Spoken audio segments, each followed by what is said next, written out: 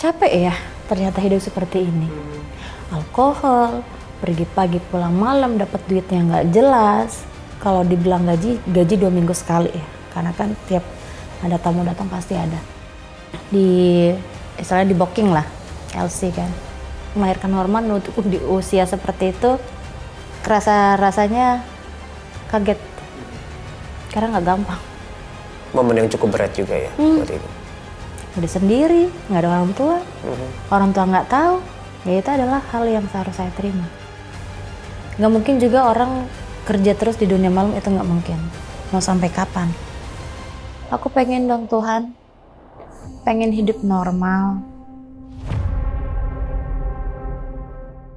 Sahabat Solusi, hari ini di depan saya sudah hadir seorang tamu spesial yang akan menceritakan kehidupannya bersama dengan Tuhan. Tapi sebelum kita berkenalan dan ngobrol dengan dia, jangan lupa buat like, komen, dan juga share video ini supaya jadi berkat lebih banyak orang.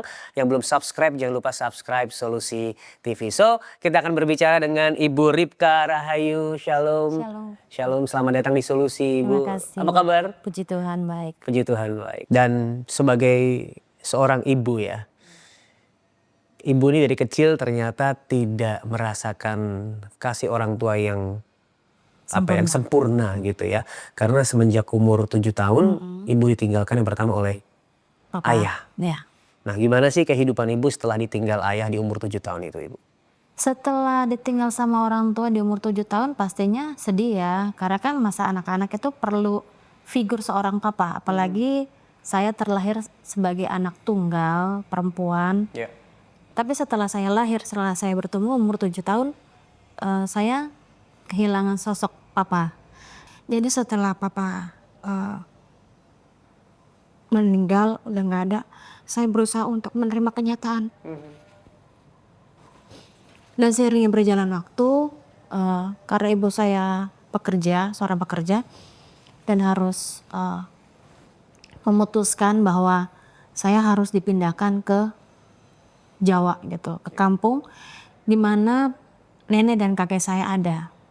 Saya bilang oke, kalau memang itu udah jadi keputusan, ya udah saya tinggal dan menetap di Jawa gitu dari kecil, dari umur 7 tahun sampai kelas 3 SMP kalau nggak salah. Bersama kakek nenek tadi. Sebagai hari itu sebagai anak yang ayahnya sudah dipanggil Tuhan dan ibunya bekerja di lain kota. Ibu harus tinggal bersama kakek nenek. Struggle apa yang ibu rasakan hari itu? Hilang aja, kayak hilang perhatian. Karena kan seharusnya sebagai seorang anak itu tumbuh bersama orang tua. Tapi yang saya terima adalah saya harus bertemu dengan kakek dan nenek. Ya otomatis mereka juga kan punya tanggungan sendiri. Ya saya di situ sebagai cucu cuma bisa menaati aja apa yang disuruh sama kakek nenek. Sekolah belajar, bermain silakan. Beranjak ke remaja itu ada hal yang bikin saya nggak enak banget. Kakek saya dipanggil Tuhan, nggak lama juga nenek, dan disitulah ada lagi yang diizinkan sama Tuhan. Apa itu, Ibu? Jadi saya tuh disuruh ngepel, tapi nggak boleh sambil berdiri, harus sambil jongkok. Itu saya baru mau pulang sekolah, saya cuma gini, iya, saya nggak berani melawan. Karena setelah kakek dan nenek saya udah nggak ada, yang mengurus saya itu adik dari ibu. Dan itu pertama ya hal yang saya terima gitu dari perlakuan keluarga. Terus yang kedua, hari berikutnya saya mau makan gitu, karena udah mau jam sekolah, udah mau berangkat. Itu makanan belum ada. Memang ada uang dan setiap bulannya itu ibu saya kirim uang lewat Vesel, lewat sekolah, tanpa sepengetahuan dari keluarga. Dan uang sampai di sekolah ya udah saya nggak sarapan, nggak makan siang, tapi saya jajan di sekolah. Saya ada beberapa beli peralatan sekolah lalu saya simpan. Ketika besoknya saya pulang sekolah, lemari saya dibongkar, lemari dibobol, peralatan sekolah diambil. Kok gini? Saya tanya, ini siapa yang bongkar ya? Saya, Mbak. Kenapa? Itu adik sepupu ya, tapi dengan lancangnya suruh papanya bongkar. Kok dibongkar? Kenapa? kamu kok nyimpan begini? Itu kan saya beli, uangnya dari mana? Dari ibu kasih lewat wesel untuk bayar SPP setiap bulan, untuk uang jajan saya pegang. Saya kan nggak dapat dari kalian. Dan itu konflik semakin hari semakin ada. Jadi setiap saya mau pulang sekolah, telat 5 menit, 10 menit, saya pasti dimarahin. Jadi setiap malam mereka jualan, saya harus bantuin. Kamu nggak boleh tidur dulu, bantuin kerja dulu. Sampai jam 12 malam itu saya baru selesai, karena mereka jualan. Jam 12:30 saya baru tidur, sedangkan saya pagi-pagi masih sekolah. Saya kok gini ya, rasanya nggak enak. Itu yang saya lalui selama bertahun-tahun. Jadi kalau bisa saya simpulkan ya, kita singkat ceritanya ya, ayah meninggal, ibu tinggal bersama kakek nenek. Tapi setelah itu kakek nenek dipanggil Tuhan dan ibu harus tinggal bersama dengan mungkin paman dan Tante, bibi ya, ya. om dan tante, bersama sepupu-sepupu. Dan disitulah ibu mengalami penolakan, ketidakadilan di dalamnya. Dan akhirnya di puncaknya ibu meminta untuk tinggal bersama Ibu ibu di Jakarta. Jakarta. Dan pindah ke Jakarta itu ibu cari sekolah, dan saya terima di sekolah daerah Jakarta Pusat. Di situ saya nggak tahu namanya, dari desa ke kota pergaulan pasti lain, pertemanannya juga lain kan. Nah saya berteman sama teman, tapi kok makin lama makin kesini gitu, udah mau berapa bulan mau lulus sekolah, lah saya baru tahu, oh ternyata pergaulannya nggak baik ya. Aku juga baru tahu kalau ternyata teman aku ini udah merokok. Dari situ karena pergaulan tersebut akhirnya saya ikut-ikutan merokok gitu, dan mulai coba-coba minuman alkohol. Nah hari itu apa sih yang ibu inginkan sebenarnya sehingga ibu mudah sekali terseret dalam kebiasaan-kebiasaan buruk tersebut ini? Yang bikin tertarik kayak kebebasan. Kebebasan. Maksudnya kayak, oh ternyata begini ya hidup bebas gitu. Oh ternyata hidup bebas tuh seperti ini gitu. Tanpa ada yang ganggu, tanpa ada yang peduli omongan orang, tanpa peduli sama hidup kita. Jadi kita peduli sama diri kita, kesenangan kita sendiri. Karena selama bertahun-tahun dikekang sama om dan tante. Jadi menginginkan kebebasan tersebut. Selain kebebasan apa lagi Bu? Mungkin ibu pengen diterima atau ingin Termasuk hal itu ya? Termasuk hal itu. Karena untuk penerimaan dari masa kecil kan belum ada. Selalu ada penolakan gitu. Jadi pas dapat berteman seperti itu, mendapat kebebasan dan dapat teman-teman yang bisa ngerti, kayaknya oh ini loh ternyata penerimaannya seperti ini. Itu sih yang pertama kali dapat pergaulan bebas seperti itu. Ya makin lama makin terjerumus, makin ke dalam lagi. Sampai ke dunia malam ibu ya? Iya. Dan apakah di dunia malam itu penerimaan itu tetap ibu rasakan? Selama dalam dunia malam semakin lama semakin terjun, ya ada penerimaan pasti. Nggak mandang kamu dari mana asal mana, enggak. Penerimaan ya udah aku terima kamu untuk bisa di sini untuk temenin gitu, sampai ya akhirnya ada hal yang memang di luar batas dilakukan gitu. Karena kan semakin hari semakin terjerumus, yang nggak tahu apa itu narkoba atau mencoba. Ya.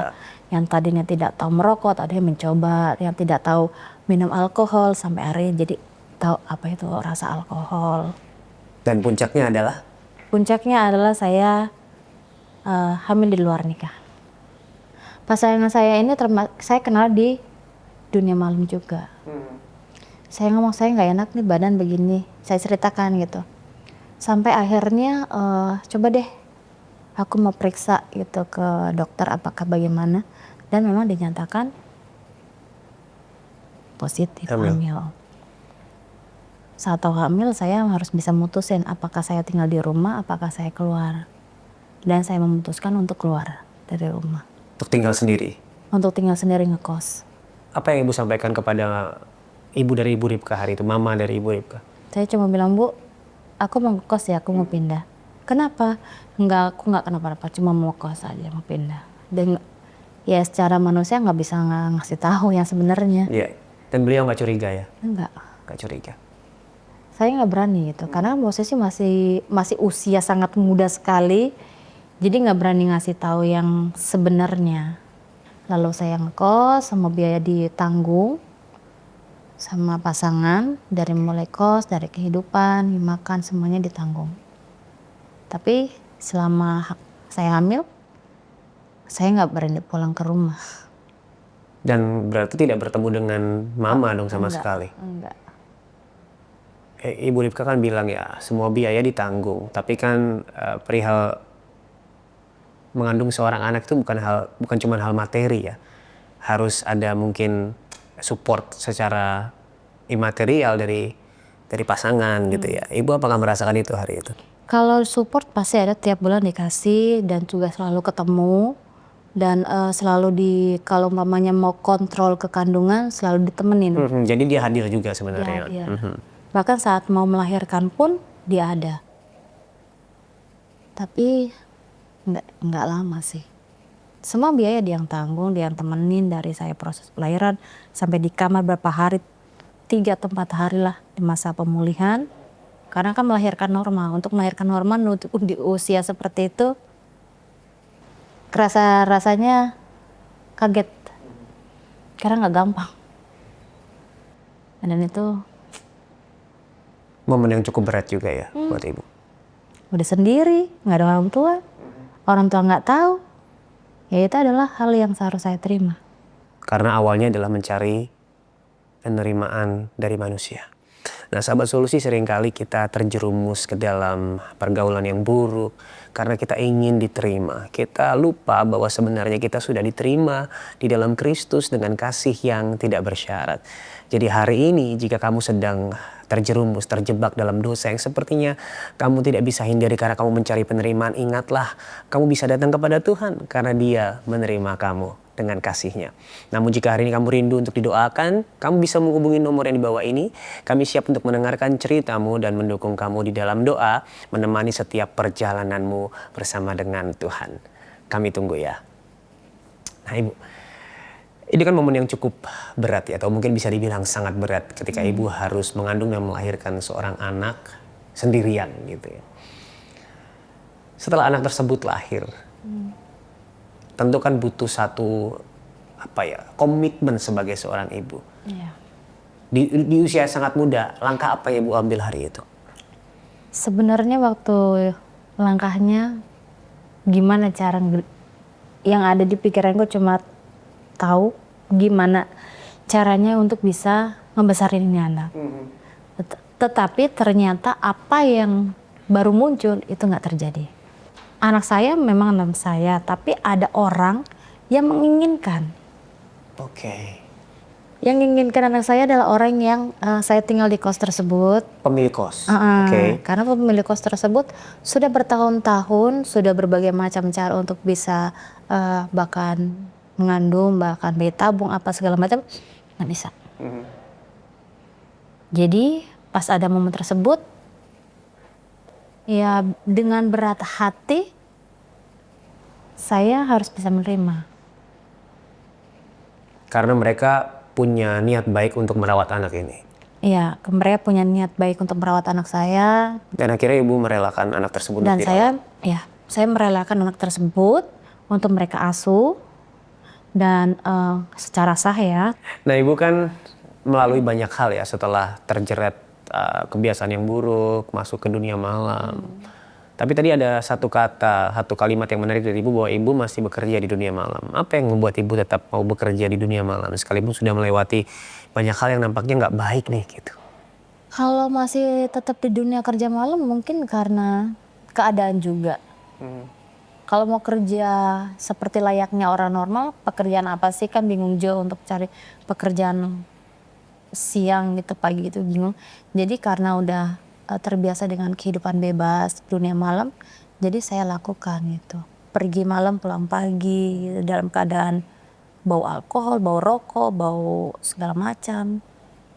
Pernah ngerasa capek nggak Ibu dengan pergaulan yang seperti itu? Sangat. Pernah di mana titik balik, saya bilang sih titik balik ya. Kenapa? Waktu di momen ini antara sadar nggak sadar sih sebenarnya waktu itu. Jadi dalam keadaan masih alkohol, dalam kondisi habis pulang pakai narkoba, saya tidur capek ya ternyata hidup seperti ini.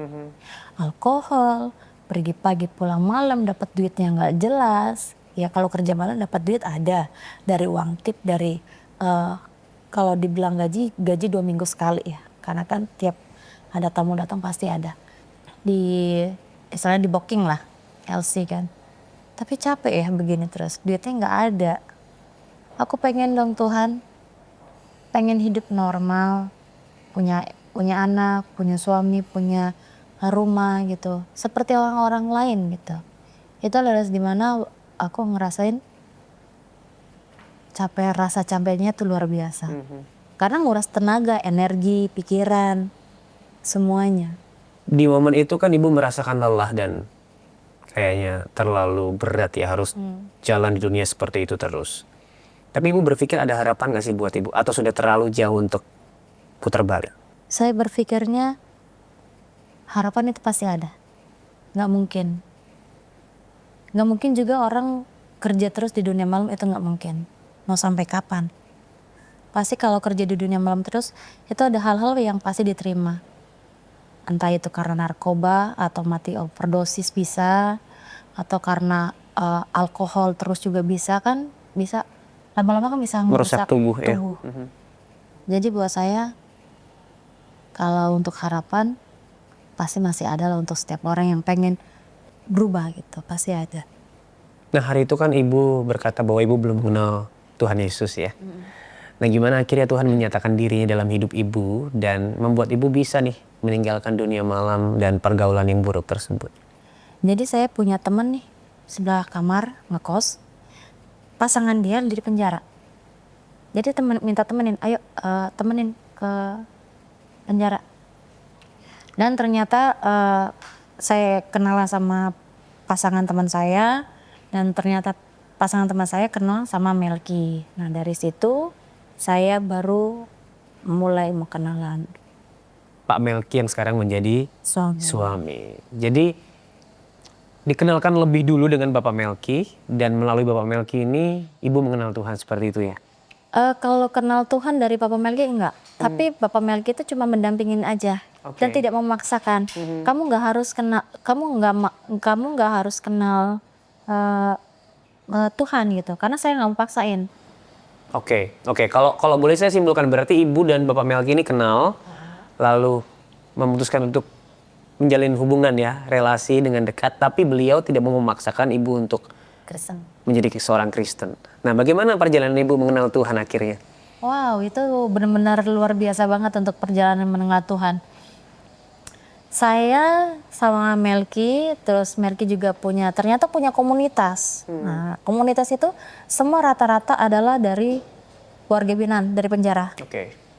Jadi rata-rata dari sana saya dikenalin, masuk ke komunitas tersebut, dan kakak rohani saya yang sampai hari ini adalah kakak rohani saya. Saya belajar, pertama kali itu saya belajar DK, Dasar Kekristenan. Itu buku dan saya tulis, kamu tulis nama ya. Saya kan nggak ngerti ya apa ya tentang Alkitab. Dan kebetulan di lemari baju saya itu ada Alkitab. Punya siapa ibu? Punya teman. Oke. Kenapa punya teman saya ketinggalan? Jadi waktu saya masih kerja malam, saya kerja di Semarang. Saya bilang sama teman saya, kamu tinggal aja di sini kos, biar nanti tiap bulan saya yang bayar kosnya. Pas saya pulang, tapi ketika saya pulang kamu pindah ya? Iya. Dan itu Alkitabnya ketinggalan di lemari baju. Dari situ saya mulai belajar tentang Alkitab. Saya isi, saya sampai gini, kok gampang ya ngisinya gitu. Walaupun pertanyaan-pertanyaannya ya mudah lah. Saya bilang, enak ya masa belajar Kristen. Tadi kan Pak Melki berkata bahwa ibu tidak harus menjadi Kristen, maksudnya tidak dipaksa. Apa yang membuat ibu itu punya hati untuk mau belajar tentang Tuhan Yesus, mau datang ke komunitasnya, mau mengambil dasar kekristenan tadi? Iya. Nah, pertama kali kagum nih sama Tuhan Yesus ketika mempelajari semua tentang kekristenan. Momennya apa ibu? Itu momennya di tanggal 18 Desember. Wow. 2008. Jadi waktu itu kakak rohani saya, kamu mau datang nggak? Ditelepon, kamu mau datang ke acara Natal? Ya udah, saya datang, Melki datang, dan juga semua teman-teman yang datang.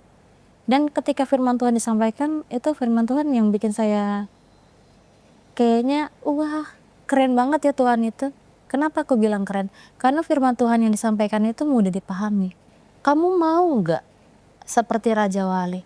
Raja Wali itu aja kalau dia mau terbang tinggi, semakin dia terbang tinggi, ngelewatin badai, lewatin angin, maka kepakan sayapnya semakin kuat.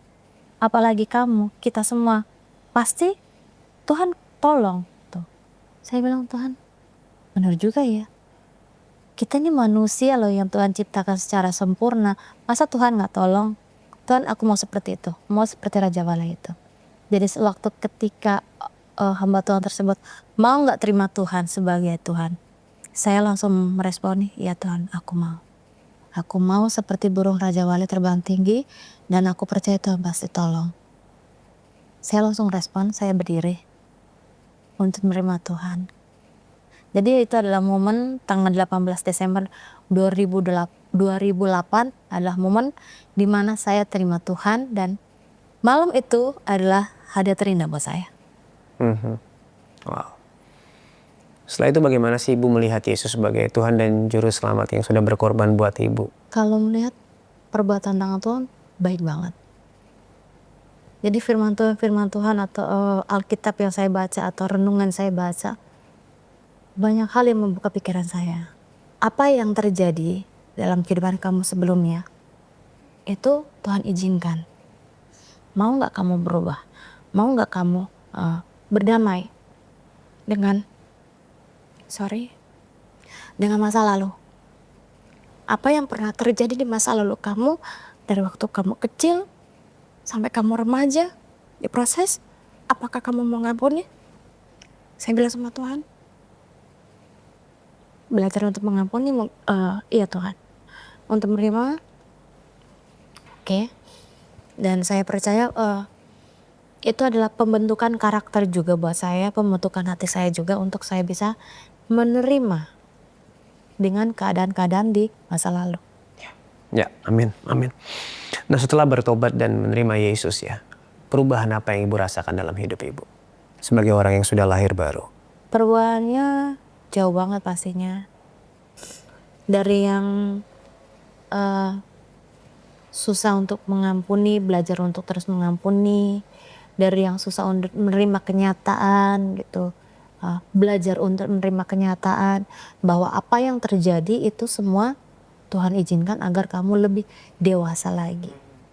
Lebih dewasa dalam bersikap, lebih dewasa untuk bisa menerima keadaan-keadaan dengan kondisi yang memang secara daging pasti sakit. Tetapi ketika kamu sudah berani berdamai, kamu harus membuka hati kamu lebih lebar lagi. Itu yang saya kagum sama Tuhan, ternyata ikut Tuhan itu gampang-gampang susah pasti ada. Karena kan untuk berdamai dengan masa lalu untuk itu nggak gampang.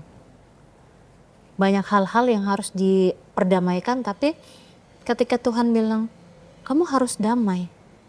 Oke Tuhan, saya membuka hati. Ya, walaupun masa lalunya nggak bisa dilupakan ya, tapi Ibu bisa berdamai dengan itu. Di mana Ia mengubah hatinya Ibu, hidupnya Ibu, semuanya, sehingga Ibu bisa mengampuni semua ini belakang dan mulai melangkah di hidup yang baru bersama Tuhan, termasuk meninggalkan dunia malam tersebut. Prosesnya gimana Ibu meninggalkan dunia malam? Jadi waktu saya kenal Tuhan, menerima Tuhan, saya memutuskan untuk putus semuanya. Putus dalam arti tinggalin itu namanya narkoba, itu namanya merokok, alkohol, itu saya memang memutuskan untuk berhenti total. Sampai teman saya, ayolah cuma sekali aja kok, lagian juga pasangan kamu nggak tahu kok, nggak ada kan di sini, nggak apa-apa cuma sedikit aja, cuma icip-icip, nggak. Jadi Ibu benar-benar sudah mengambil langkah di hidup yang baru itu ya, meninggalkan segala dunia malam, segala pengaruh yang buruk tersebut ya Ibu ya. Sampai teman saya, kok kamu bisa? Bisa, karena saya ambil keputusan. Saya nggak mau terus-terusan hidup seperti itu. Nah, sahabat solusi, seringkali kita berpikir bahwa masa lalu itu yang mendefinisikan siapa kita hari ini. Tapi kita harus mengingat bahwa Yesus Kristus sudah menebus kita dari dosa di masa lalu, dosa sekarang, dan dosa di masa depan. Kita bisa melangkah di hidup yang baru tanpa terjebak oleh masa lalu.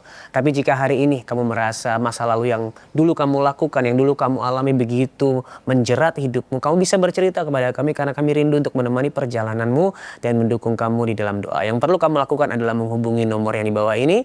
Kami siap untuk mendengarkan ceritamu. Nah, Ibu, kita lanjut lagi ya. Ya. Ibu kan tadi berkata bahwa ketika Ibu menjalani kehidupan sebagai orang Kristen, awalnya orang tua tidak tahu. Apakah akhirnya Ibu bercerita kepada orang tua? Saya belum bercerita, tetapi ketika saya memutuskan untuk menikah, ibu saya baru tahu. Oh, ternyata kamu udah Kristen ya? Bang, iya. Disuruh ya sama Melki? Enggak, disuruh, enggak dipaksa kok. Enggak. Saya tetap kekeh, dan memang itu bukan karena disuruh. Apa yang saya benar, kalau saya merasa benar, saya merasa benar gitu. Saya bilang enggak, ini keputusan saya karena saya terima Tuhan secara pribadi, bukan karena paksaan dari Melki. Enggak. Saya belajar sendiri siapa itu Tuhan. Saya belajar bagaimana saya mengenal firman Tuhan. Itu saya belajar bukan karena paksaan, tapi dari diri saya sendiri untuk mencari tahu tentang siapa Tuhan Yesus. Penolakan pasti adalah marah, dan itu prosesnya luar biasa yang Tuhan izinkan. Tapi maksudnya secara hubungan Ibu dan Hubungan orang tua masih baik. Baik-baik saja ya. Puji Tuhan. Ya. Puji Tuhan udah bisa menerima bahwa anaknya udah Kristen. Dan ya, tapi kalau untuk penolakan pasti ada lah. Karena kan, kok anakku Kristen, anak tunggal dikristenin. Karena ada kata-kata tersebut yang keluar dari mulutnya. Karena ya, namanya orang tua pasti nggak nerima anak perempuan sendiri, tunggal, Kristen, beda agama, itu gesekannya luar biasa. Nah, Ibu Ripka dan Bapak Melki ini kan melayani di lembaga permasyarakatan atau bisa dibilang penjara gitu ya. Kenapa sih Ibu dan Bapak memutuskan untuk melayani di sana? Kenapa sangat berarti gitu pelayanannya? Gini, jadi kalau kita pelayanan penjara, kita bukan cuma untuk melayani penjara aja, tapi kita juga melayani keluarganya, berkunjung ke keluarganya. Jadi saya sama suami bagian dari tim misi, dari pelayanan dari keluar kota bisa, dari penjara ke penjara, dan kami juga melayani berkunjung ke keluarga-keluarga. Ada yang sangat sederhana, ada yang ngontrak, ada yang cuma satu petak, dan di situ saya kayak begini ya rasanya. Maksudnya saya udah hancur, tapi ada yang lebih hancur lagi. Bahkan kenapa mereka bisa jatuh lagi, keluar masuk penjara karena perekonomian. Gitu. Jadi melalui pelayanan Ibu juga mau menjangkau keluarga dari para warga binaan ini ya. Oke, baik Ibu. Saya berdoa sih pelayanannya terus memberi dampak bagi banyak orang ya. Terakhir Ibu, sebelum kita selesai, mungkin hari ini ada sahabat solusi yang terjebak dalam kehidupan malam ya, dan merasa capek, pengen keluar, tapi sepertinya nggak ada harapan. Apa yang Ibu pengen sampaikan ke mereka? Yang saya mau sampaikan adalah tetap percaya bahwa pengharapan itu pasti ada. Tidak ada yang mustahil bagi Tuhan, dan selagi masih ada kesempatan, gunakan kesempatan tersebut untuk bisa mengenal lebih baik. Amin, amin. Ibu Ripka, terima kasih banyak buat waktunya, buat kesaksiannya. Tuhan berkati Ibu, keluarganya, terus pelayanan Ibu dan Bapak Melki juga semakin jadi berkat buat banyak orang. Terima kasih banyak sekali lagi. Nah, buat sahabat solusi yang hari ini merasa tidak ada lagi harapan bagi hidupmu karena kamu sudah terlalu dalam terjerumus, saya ingatkan hari ini ada harapan di dalam Tuhan. Karena solusi dan jawaban satu-satunya adalah Tuhan Yesus Kristus. Dan jika hari ini kamu membutuhkan dukungan doa, kamu bisa menghubungi nomor yang di bawah ini karena kami siap untuk mendengarkan ceritamu, berjalan bersamamu di setiap langkah perjalanan hidupmu, dan mendukung kamu di dalam doa. Ingat, Tuhan Yesus sangat mengasihimu, dan apapun permasalahanmu, di dalam Tuhan pasti ada solusi.